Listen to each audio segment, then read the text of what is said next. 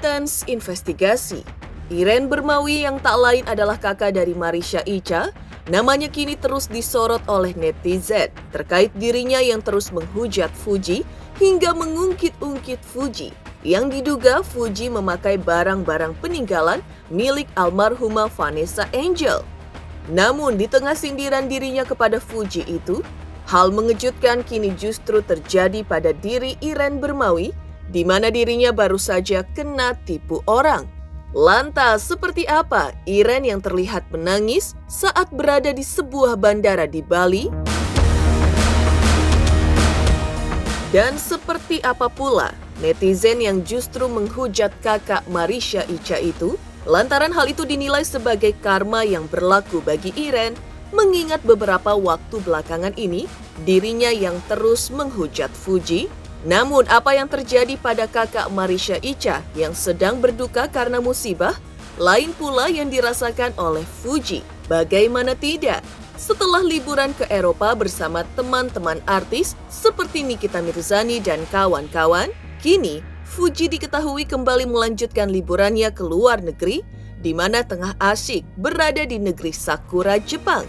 Pemirsa, bersama intens investigasi, kami hadirkan kabar terkini, terpercaya dan teraktual. Tetapi sebelumnya, jangan lupa untuk like, subscribe, dan juga share channel YouTube ini.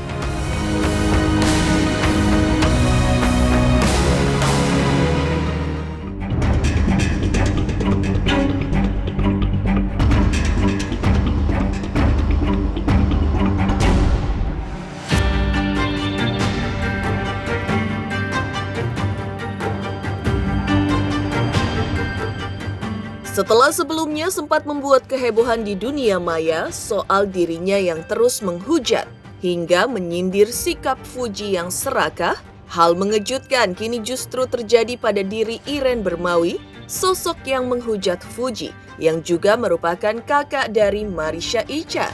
Ya, dalam postingan story terbarunya di media sosial, Iren tampak sedang menangis di bandara daerah Bali, hingga air matanya pun dengan jelas terlihat tumpah. Usut punya usut, rupanya Iren baru saja terkena musibah, lantaran dirinya baru saja ditipu oleh seseorang yang tak bertanggung jawab. Bahkan musibah terkena tipu itu pun Iren bagikan ke media sosial, di mana ia tertipu hingga 19 juta rupiah. Udah rugi banyak, disuruh posting gratisan gak kena endorse, 8 juta bajo plus 19 juta tambah yang lain-lain. Nyesek banget sih asli, curhat Iren lewat unggahannya. Namun mengejutkannya, di tengah Iren yang tengah dirundung kemalangan, dirinya justru dihujat oleh warganet, lantaran hal itu dinilai sebagai karma yang berlaku bagi Iren, mengingat beberapa waktu belakangan ini dirinya yang terus menghujat Fuji.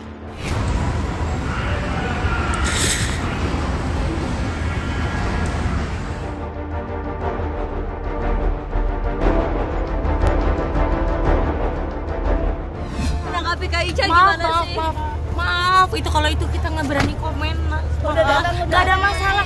Nggak ada masalah ya, Nggak Kak? ada masalah. Tapi bete nggak sih difitnah terus gitu? Nggak ada masalah sama sekali, sama Ica kita baik-baik aja banget. Nggak ada masalah sama sekali. Aku juga kaget banget karena aku sendiri kan juga hubungannya seperti itu dengan kakakku gitu. Jadi ya kaget juga tiba-tiba ngomong kayak gitu. Jadi tanyakan langsung aja mungkin ke orangnya. Itu saya tahu dari lawyer saya, dikabarin tadi malam tuh. Saya pulang dari mana ya? Saya baru pulang dari Plaza Indonesia, terus Bang Ramzi chat, kelakuan kakak lo tuh. Berbanding terbalik dengan kakak Marisha Icha yang sedang berduka karena musibah, lain pula yang dirasakan oleh Fuji. Bagaimana tidak? Pasca liburan ke Eropa bersama teman-teman artis, kini Fuji diketahui kembali melanjutkan liburannya ke luar negeri, di mana tengah asyik berada di negeri Sakura, Jepang. Sama halnya saat liburan ke Eropa, Fuji pun tak mau meninggalkan momen berharga saat liburan di Jepang, di mana mencari spot-spot indah untuk tempat berfoto. Hingga beberapa foto keren Fuji pun kini menghiasi media sosial anak bontot Haji Faisal ini. Lantas benarkah liburan ke luar negeri adalah cara Fuji untuk melupakan dan menghindari banyaknya masalah di tanah air yang hingga kini terus menjadi sorotan? Mungkin karena di sini pusing mulu dibuat liburan, buat senang-senang. Jadi lupa sama semua masalah. Terima kasih ya Dr. Rocky dan Bening Sekeliling. Kalau manusia selagi masih dikasih nafas sama Allah pasti masih dikasih masalah. Tapi kalau Fuji kan udah kuat ya, kecil-kecil cabai rawit. Jadi semua masalah kayaknya dia bisa lampaui dengan baik deh.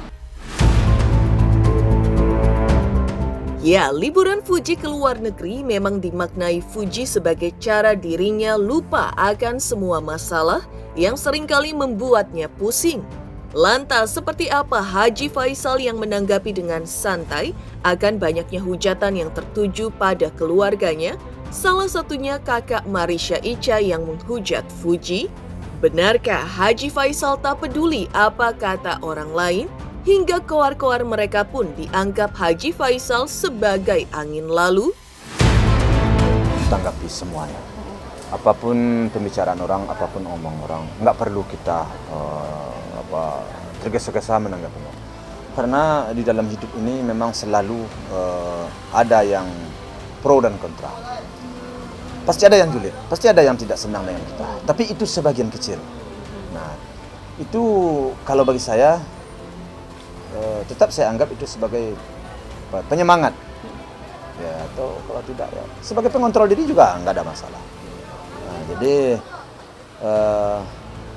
ya kalau kita tidak merasa seperti itu, seperti yang disampaikan orang itu, ya kita anggap aja itu angin lalu.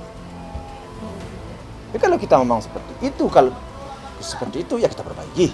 Jadi tidak ada yang susah-susah banget di situ, ada yang repot-repot di situ. Nah, kita selama ini merasa tidak seperti itu, ngapain kita tanggapi? Kita anggap aja angin lalu, biarin aja lah. Mungkin ada sebagian orang yang kurang merasa dengan kita, itu biasa dalam hidup, biasa. Biarin aja orang mau ngapain, itu kan hak mereka. Biarin aja. Toh kan sehukum ada. Kalau memang kita salah, menurut dia, ya silakan dia bawa jalur. Itu aja. Biarin aja lah hidup itu berjalan secara menurut kita berjalan secara benar gitu aja. Ya berusaha aja, enjoy aja, kita ngapain sih? Carilah hidup itu bagaimana hidup itu akan berbahagia, akan tentram, nyaman, Damai gitu ya. damai. Jangan, ya, yang penting kan saya udah berkali-kali bilang, jangan kamu berbuat yang enggak, jangan merugikan orang, jangan merusak pribadi orang. Itu aja sudah cukup, tidak ada perlu yang persoalan. Tak hanya itu, Haji Faisal juga mengungkap soal Fuji yang baru-baru ini baru saja memberi surprise sekaligus hadiah untuk karyawannya. Hingga sedikit pengakuannya soal Fuji anaknya itu yang juga sering bersedekah dan beramal. Ini sebelum angkat, angkat lagi.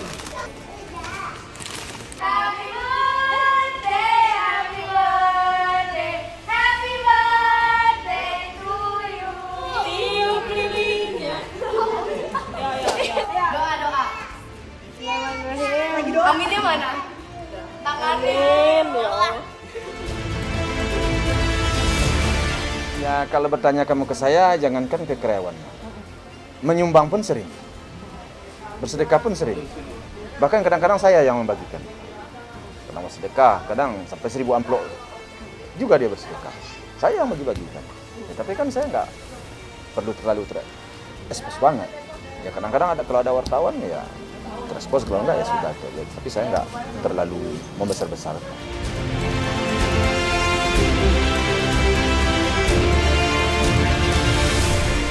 Lantas, seperti apa Anggita Sari yang angkat bicara terkait hubungannya dengan Marisha Icha karena berawal dari dirinya yang berkomentar di media sosial Marisha Icha? Pemirsa Intens Investigasi, jangan lupa saksikan terus Intens Investigasi dan pastikan jangan lupa untuk like, subscribe, share, dan juga komen channel Intens Investigasi. aku Delisha Resta. Jangan lupa kalian saksikan Intens Investigasi setiap hari, sehari 5 kali. Jangan lupa like, comment, subscribe.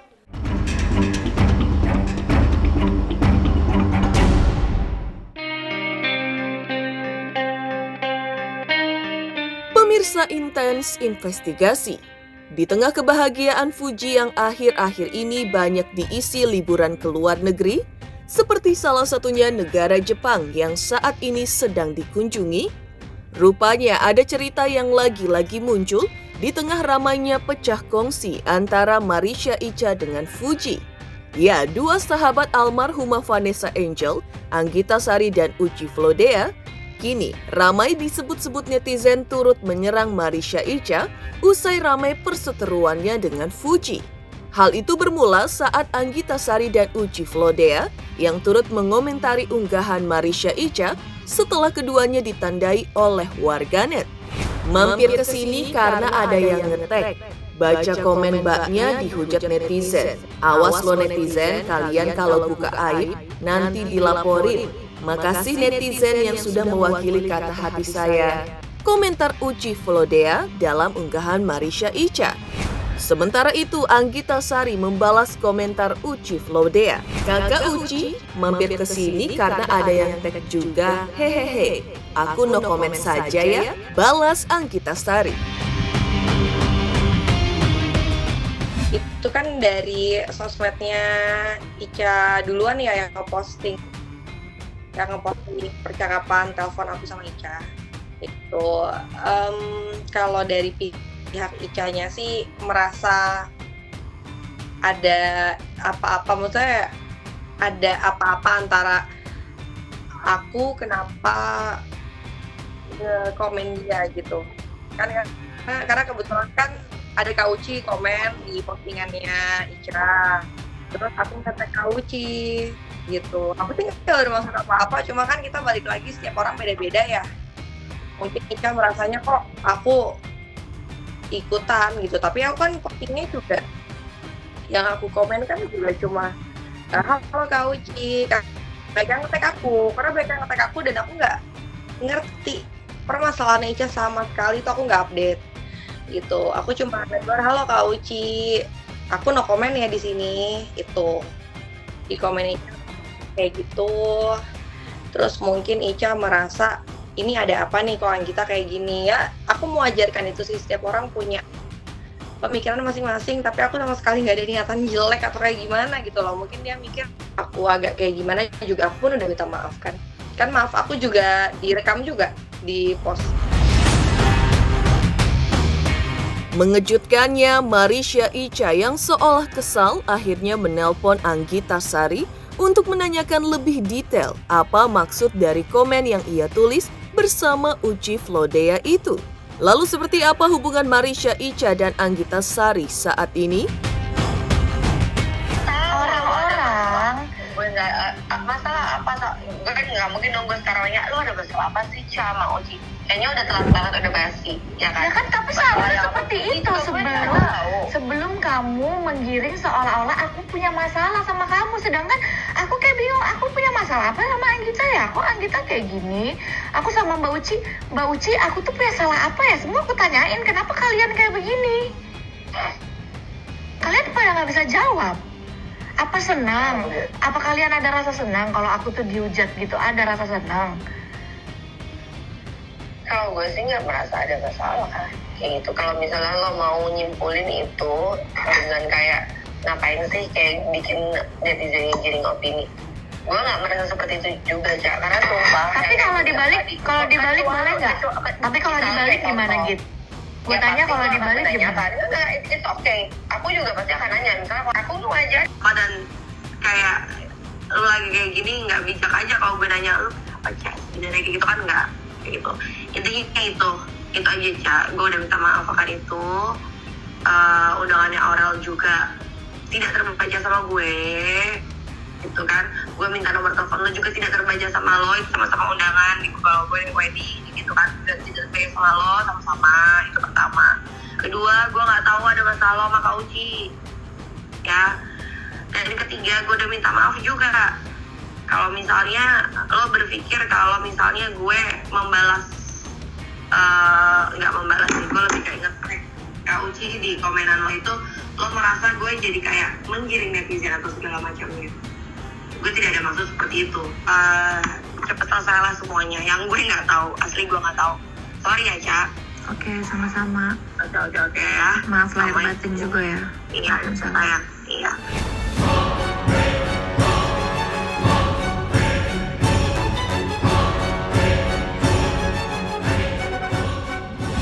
Akhirnya direkam ya, gitu. Walaupun memang direkam. Tapi kalau menurutku pribadi sih ya, nggak tahu kalau menurut orang lain. Kalau menurut aku pribadi, memang Ica ada izin untuk meng-up ke sosmednya. Tapi setelah teleponnya selesai, kayak gitu loh. Sementara yang aku omongin sama Ica telepon itu cukup panjang dan nggak cuma itu doang. Aku nggak bisa jelasin lah, ini terlalu sensitif kalau aku jelasin percakapan tentang apa aja topiknya. Kalau menurut aku sih etikanya, tadi juga aku udah WA sih. Kalau menurut aku sih etikanya tuh lebih ke kalau mau merekam pembicaraan telepon ya di awal gitu ya. Kan kalau di awal kan enak gitu. Aku tadi sempat WA Ica juga, Ica next kalau misalnya teleponan dan direkam mungkin butuh untuk bukti atau apa, lebih enak kalau misalnya izinnya di awal. Aku pun nggak akan kenapa kok, kan kayak gitu. Bukannya pas udah telepon selesai nih baru abis itu WA gitu, boleh nggak nih di post, tapi aku izinin kayak gitu. Menurut aku sih seperti itu sih etikanya. Kalau misalnya orang nelpon terus aku kan nggak tahu, aku kan waktu awal teleponan sama Ica tuh aku nggak tahu itu direkam. Baru abis itu Icanya WA, boleh nggak aku posting bagian ini kayak gitu. Sementara bagian itu ada banyak dan yang diposting ya yang bagian, maaf ya, yang menurut aku bagian yang menguntungkan pihak Icanya aja, bukan menguntungkan sih, lebih ke topik di Icanya aja gitu. Gimana kalau misalnya aku ada salah ngomong atau apa, karena kan topiknya bukan soal itu aja. Makanya aku sempet tulis di IG story aku, keluarin dong semua rekaman percakapan telepon aku. Jangan cuma bagian-bagian yang memang penting bagi dia aja gitu loh. Maksudnya aku nantanginnya tuh kesannya kasar banget, bukan aku meminta itu untuk apa, tapi biar publik tahu apa yang ada di percakapan telepon itu. Aku ditanya apa, aku jawab apa, biar publik tahu gitu loh. Ya masa sih rekaman telepon terus habis itu potong gitu, itu aja sih sebenarnya. Dibilang sebel bukan kesebel sih, kayaknya anak kecil banget ya kalau sebel. Cuma yang tadi aku bilang, aku juga bilang sama Caca, next kalau misalnya ada telepon antara kita berdua, izinnya di awal. Bukankah itu lebih beretika kayak gitu loh, dibanding udah ada telepon panjang-panjang, ternyata telepon panjang-panjangnya direkam. Ya, bagian per bagian. Kan kalau misalnya aku ada salah ngomong nanti aduh nggak ngerti, makanya aku tulis di story aku, silahkan mau rekaman, aku bilang gitu. Jadi jangan kesannya tuh untuk kebutuhan pribadi dia aja kayak gitu. Itu aja sih. Kalau untuk sebel kayaknya kata-kata sebel kayak anak kecil banget, enggak sih. Demikian pemirsa kabar terkini, terpercaya dan teraktual yang kami hadirkan hari ini. Saksikan terus Intens Investigasi setiap hari Senin sampai dengan Jumat, tayang 5 kali sehari, dan Sabtu tayang 3 kali sehari, yaitu pada pukul 11 siang, 12 siang, 3 sore, 5 sore, dan 6 sore, tentunya hanya di YouTube channel. Dan pastikan jangan lupa untuk like, subscribe, share, dan juga komen channel Intens Investigasi.